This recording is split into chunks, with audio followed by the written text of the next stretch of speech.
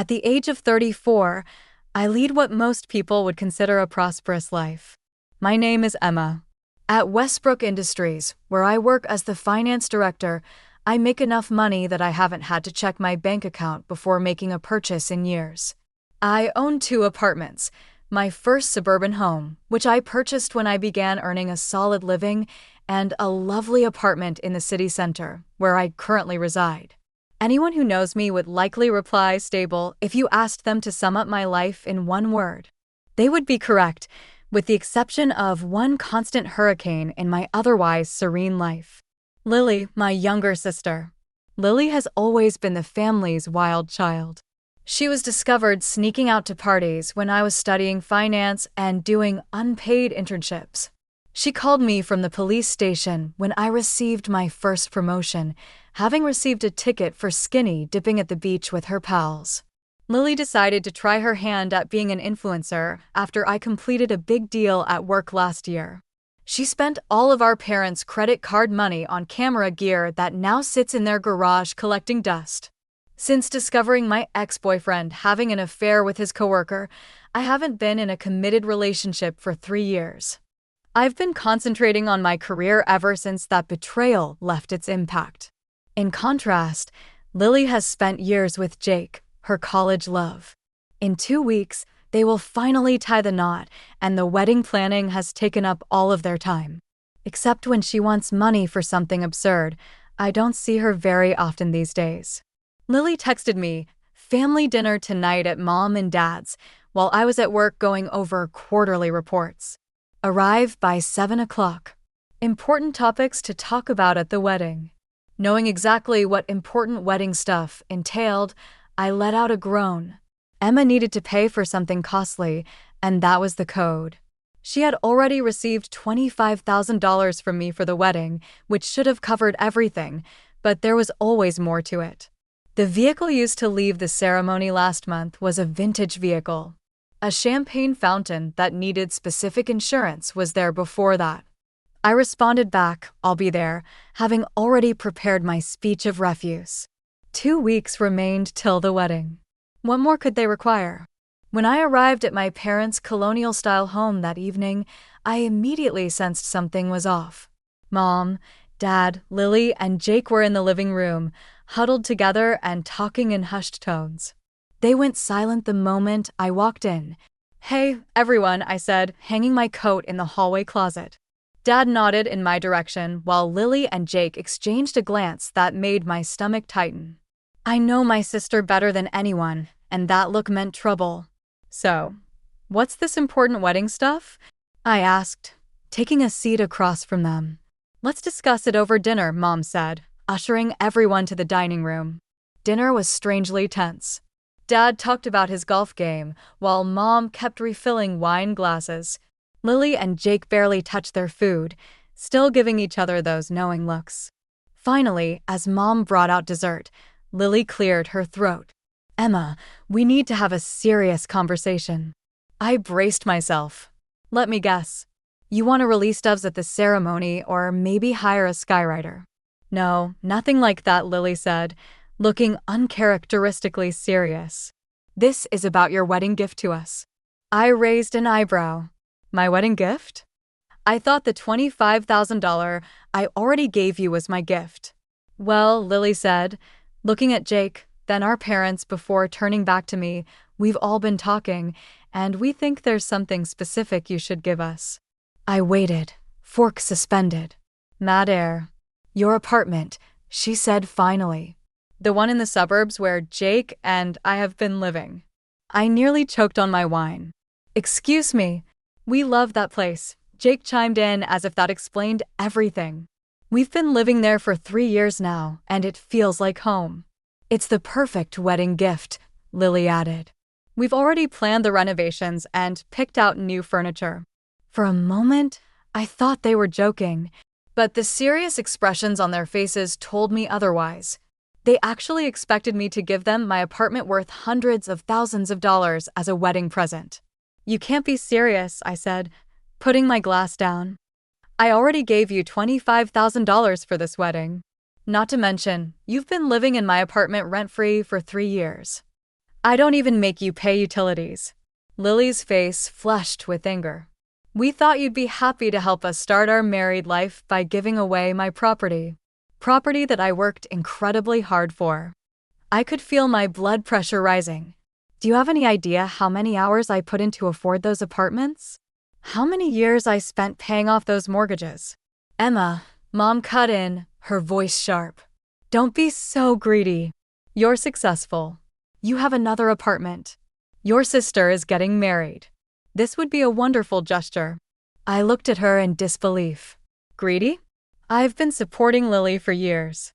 I paid for her car repairs, her last vacation, and now a lavish wedding. How am I the greedy one here? How dare you? Lily shouted, jumping to her feet. Her face was red with anger. You think you're so perfect with your fancy job and your 2 apartments. I stared at her, stunned by the sudden outburst. You're selfish, Emma. All you think about is yourself, she continued, practically spitting the words. Look at you, 34, almost 35, alone and getting older by the minute. No husband, no kids, nothing. In a few years, no one will even look at you as a woman anymore. Her words hit me like a physical blow. I glanced at my parents, expecting them to intervene, to tell Lily she'd gone too far. Instead, they sat there nodding. Your sister has a point, Emma, Mom said softly. Lily has found love. She's building a life with Jake. You should help her.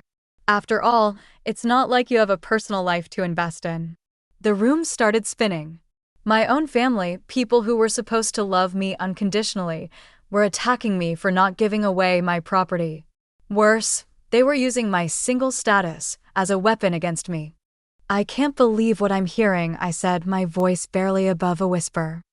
I've worked my ass off for everything I have. Lily has been living in my apartment for free for 3 years, and I've given her $25,000 for this wedding. And this is how you thank me? By demanding more and insulting me. I grabbed my purse and stood up. I'm not giving you my apartment. Not now. Not ever. Emma, sit down, Dad ordered. But I was already heading for the door. You'll regret this, Lily called after me. You're going to end up alone with nothing but your money and your precious apartments. I slammed the door behind me and practically ran to my car. My hands were shaking so badly I could barely get the key in the ignition. Once inside, I let out a sob I'd been holding back. How could they do this to me? How could they treat me like I was nothing more than an ATM with an apartment to hand over? I drove aimlessly for a while, too upset to go straight home. Finally, I pulled into a coffee shop parking lot and went inside. I needed to calm down before I could face the drive home. 1 large black coffee, please, I told the barista, my voice still unsteady. As I sat in a corner booth, my phone began buzzing incessantly. Calls from Mom, Dad, and Lily. I silenced it and put it face down on the table. The messages started coming in immediately after. Mom, Emma, please come back and discuss this rationally. Dad, your behavior was unacceptable. Call us immediately. Then Lily's messages, each worse than the last. You've always been jealous of me. Your biological clock is ticking. Tick-tock. No wonder you're still single. Who'd want to be with someone so cold and selfish? You look older than 34. Those wrinkles aren't going away. I turned off my phone completely. The cruelty of it all was overwhelming. These were people who were supposed to love me, support me. Instead, they were treating me like an obstacle to their plans that involved taking what was mine. As I sipped my coffee, I made a decision. Tomorrow after work, I would go to my suburban apartment and tell Lily and Jake they needed to move out. I'd been more than generous letting them live there rent-free, and this was how they repaid me. No more. They had 2 weeks until their wedding, plenty of time to find a new place. The next day at work, I could hardly focus. I kept replaying the dinner conversation in my head, each time feeling a fresh wave of anger and hurt. By the time 5 p.m. rolled around, I was ready to confront my sister. I drove to the suburban apartment, rehearsing what I would say. I wouldn't yell. I wouldn't cry. I would simply inform them that they had 30 days to vacate the premises, a generosity considering I could legally give them less time. When I arrived, I noticed Jake's car wasn't in the parking lot. Good. It would be easier to talk to Lily alone. I walked up to the door and knocked firmly. No answer. I knocked again, louder this time. Still nothing. I could hear movement inside. Someone was definitely home. Lily, open up. I know you're in there, I called, ringing the doorbell repeatedly. After several minutes of this, I tried my key. It didn't work. Confused, I tried again, jiggling it in the lock. That's when it hit me, they'd changed the locks on my apartment. The audacity was breathtaking. I pulled out my phone and called Lily, my hands shaking with rage. What do you want? She answered, her voice cold. Why the hell are the locks changed on my apartment? I demanded. There was a pause. Then Lily laughed. Actually laughed. It's not your apartment anymore, Emma. It's ours now. Have you lost your mind? That apartment is in my name. I paid for it. I own it. Not for long, she said smugly. And don't bother threatening to call the police or sue me. We both know you'd never take your own sister to court. Lily, goodbye, I said. The line went dead. I stood there staring at my phone in disbelief. My first instinct was to call my parents. Surely they would talk some sense into Lily. But then I remembered their faces last night, nodding along as Lily insulted me. They wouldn't help. They'd never taken my side over Lily's, and they weren't about to start now. Back at my apartment, I poured myself a large glass of wine and sank onto my couch. My mind raced with possible solutions. I could call a lawyer. I could call the police. But would I really want to see my sister arrested? Despite everything, the thought made me uncomfortable. As I contemplated my options, my phone dinged with a notification. Lily had posted something new on social media. Against my better judgment, I opened the app to see what she'd shared. My stomach dropped as I read her post. With heavy hearts, Jake and I, along with my parents, have decided not to invite my sister Emma to our wedding in 2 weeks. Someone who doesn't behave like family doesn't deserve to be present on our special day. We look forward to celebrating with all our other loved ones. The post already had dozens of comments from relatives and family friends, most expressing confusion or asking what happened. Lily wasn't responding to any of them, leaving everyone to speculate. Almost immediately, my phone started ringing with calls from aunts, uncles, and cousins, all wanting to know what was going on. I ignored them all. What could I possibly say? That my sister demanded I give her my apartment as a wedding gift, and when I refused, my entire family turned against me? I turned off my phone and finished my wine. Then I poured another glass. The situation seemed surreal. How had things escalated so quickly? 24 hours ago, I was just a woman going to a family dinner. Now, I was being publicly shunned by my sister 2 weeks before her wedding. As the initial shock wore off, a plan started forming in my mind. Lily and my parents thought they had the upper hand, that they could bully and manipulate me into giving up my property. They were wrong. If they wanted to play hardball, I could play too. But I needed to wait for the right moment. The wedding was in 2 weeks. That would be my opportunity. Those 2 weeks dragged on interminably. At work, I threw myself into projects to stay distracted. At home, I avoided social media and kept my phone on silent. Occasionally, I'd check for messages from my parents or Lily, only to find more guilt trips and insults. None of them showed any remorse or understanding of how inappropriately they'd behaved. I contacted a locksmith I knew from when I'd locked myself out of my city apartment last year. Jim, I need a special favor, I told him over the phone. I need you to meet me at my other property on the 14th. The current occupants changed the locks without my permission. No problem, Emma, he replied. I can handle that for you. Next, I reserved a storage unit not far from the suburban apartment and paid for 3 months in advance. I also hired movers for the wedding day, giving them specific instructions on what to do. Finally, the wedding day arrived. I knew Lily, Jake, my parents, and most of our extended family would be at the ceremony and reception all day. The timing was perfect. I met Jim the locksmith at my apartment at 9 a.m., just as the wedding preparations would be underway across town. Within minutes, he had the door open. He installed a new lock and handed me the keys. All set. They won't be getting back in without these. I thanked him and paid him generously, then stepped inside my apartment. Looking around, I was shocked by what I saw. Lily and Jake had redecorated without my knowledge or permission. New curtains hung in the living room, and walls that had been beige were now painted a bold blue. They'd even removed some of my furniture and replaced it with pieces I didn't recognize. The audacity struck me anew. They truly believed this place was already theirs. Taking a deep breath, I got to work.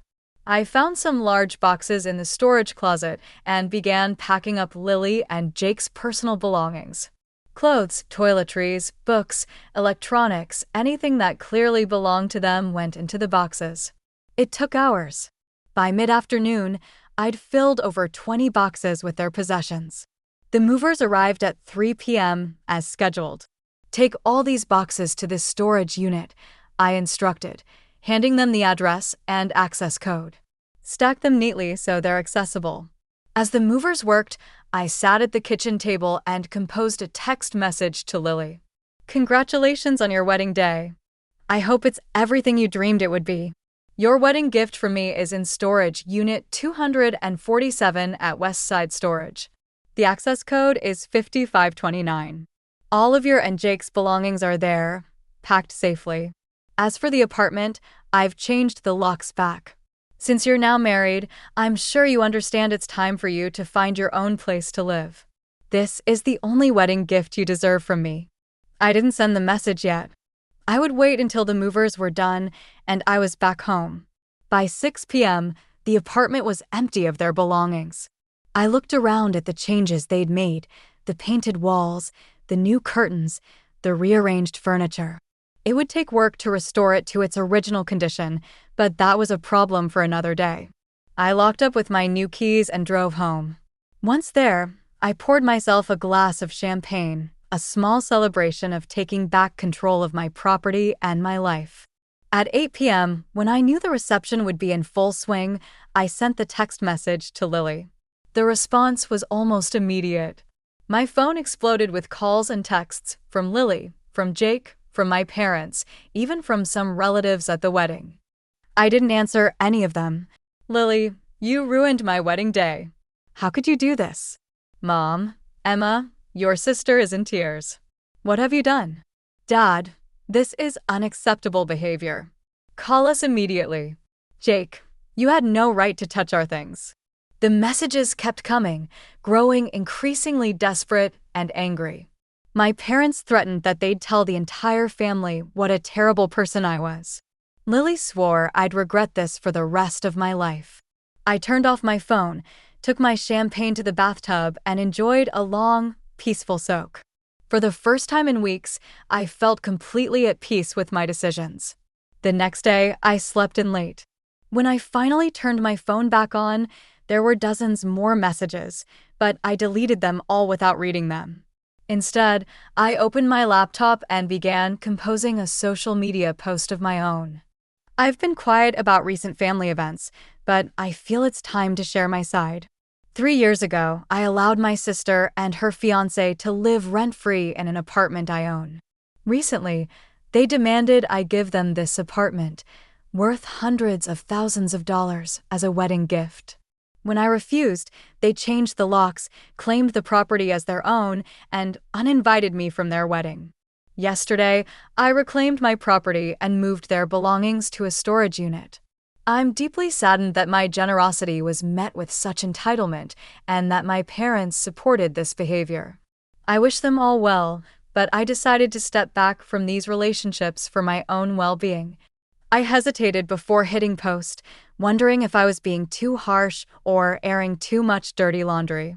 But then I remembered Lily's public uninviting of me from her wedding and the cruel messages about my appearance and single status. I deserved to tell my side of the story. I hit post and closed my laptop, Within hours, my post had hundreds of comments. To my surprise, most were supportive. Your sister is delusional. Who demands an apartment as a gift? You let them live there rent-free for 3 years, and they wanted more. My cousin Rachel commented, "Now I understand why you weren't at the wedding." For what it's worth, Lily was asking everyone for expensive gifts. She literally told me my planned gift wasn't good enough. I hadn't expected this outpouring of support. I'd been prepared for everyone to side with Lily, as they usually did. Instead, people were reaching out to tell me they understood my position and thought my sister was being unreasonable. Meanwhile, my parents and Lily continued their barrage of messages. The tone gradually shifted from angry to pleading. "Mom, Emma, please call us. We need to talk about this as a family. Dad, your mother is very upset. This isn't good for her blood pressure. Lily, you've made your point. Can we talk now?" I didn't respond to any of them. After years of being taken for granted, of having my generosity exploited, I needed time and space to process everything. A week after the wedding, I asked the building concierge to restrict access to my apartment. My family members are not to be allowed up under any circumstances, I instructed. 2 weeks after the wedding, I heard from my friend Tasha that Lily and Jake had canceled their honeymoon trip to Bali. "They're saying they need the money for rent now," Tasha explained over lunch. "Lily's complaining to everyone who listens about how you kicked them out and they had to find a place on short notice." I speared a piece of lettuce with my fork. They had 3 years to save for their own place. Instead, they repainted my apartment without permission and tried to steal it. A month passed, then another. The calls and texts became less frequent. Occasionally, my mother would send a message asking how I was doing or suggesting we meet for coffee. My father sent a formal-sounding email about resolving family differences. Lily's messages oscillated between angry accusations and desperate pleas to let them move back into their home. I maintained my silence. The wound was still too fresh, the betrayal too deep. In September, 3 months after the wedding, I hired painters to restore my suburban apartment to its original colors. I replaced the curtains Lily had hung and brought back the furniture she'd removed. Once it was back to its original state, I listed it for rent at market rate this time. Meanwhile, I was making other changes in my life. The whole ordeal had been a wake-up call. I'd spent years prioritizing work and family obligations over my own happiness. Now, I was determined to find better balance. I joined a hiking club that met on weekends. On one of these hikes, I met Daniel, an environmental engineer with a quick smile and a thoughtful manner. We struck up a conversation about local wildlife, and by the end of the hike, he'd asked for my number.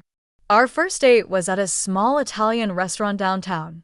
Unlike my previous relationships, there was no game playing, no hidden agendas, just 2 adults enjoying each other's company. For months after the wedding incident, I received a formal letter from my parents.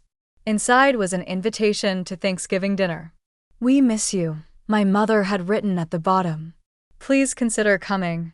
Lily and Jake will not be there." I pondered the invitation for days. Part of me wanted to maintain the boundary I'd established. Another part missed the family I'd once had before greed and entitlement had poisoned everything. In the end, I decided to decline. "Thank you for the invitation," I wrote back. "I'm not ready for a family gathering yet. I hope you understand." They didn't respond, but the following week, a delivery arrived at my apartment, a small package from my mother. Inside was a photo album from my childhood, along with a note. "I've been reflecting on where things went wrong. I'm sorry we hurt you." It wasn't a full acknowledgement of how they'd wronged me, but it was something. I put the album on my bookshelf, not ready to look through it yet, but not wanting to discard it either. As Christmas approached, Daniel invited me to join his family for their celebration. "No pressure," he assured me, "but they'd love to meet you." I accepted. His family turned out to be warm and welcoming, with none of the undercurrents of competition and comparison I'd grown up with. His mother hugged me like she'd known me for years, and his father kept my wine glass filled all evening. By the end of the night, I felt more at home with these strangers than I had with my own family in recent years. "Your family is wonderful," I told Daniel as we drove back to my place. "They really liked you," he said, reaching for my hand. Fair warning, my mom's already planning our wedding. We both laughed, but the comment didn't fill me with anxiety as it might have months earlier. Instead, I felt a gentle warmth at the possibility of a future with this kind, steady man. In January, 7 months after the wedding fiasco, I received a text from Lily. "I'm pregnant, due in August. I know things are bad between us, but I thought you should know you're going to be an aunt." I didn't respond immediately. The news stirred complicated feelings: joy at the thought of a niece or nephew, sadness at the family rift that meant I might never know this child, anger that Lily might be using this news to manipulate me into reconciliation. After careful consideration, I sent a simple reply. "Congratulations to you both." Life continued. My relationship with Daniel deepened. My suburban apartment found tenants, a young professional couple who paid their rent on time and didn't demand I gift them the property. At work, I received another promotion, making me one of the youngest executives in the company's history. Sometimes, I still thought about my family and the bizarre turn our relationships had taken. I wondered if we'd ever find our way back to each other, if there could be healing after such a profound breach of trust. For now, though, I was focused on building my own life, one based on mutual respect and genuine care, not obligation and exploitation. And for the first time in years, I was truly happy.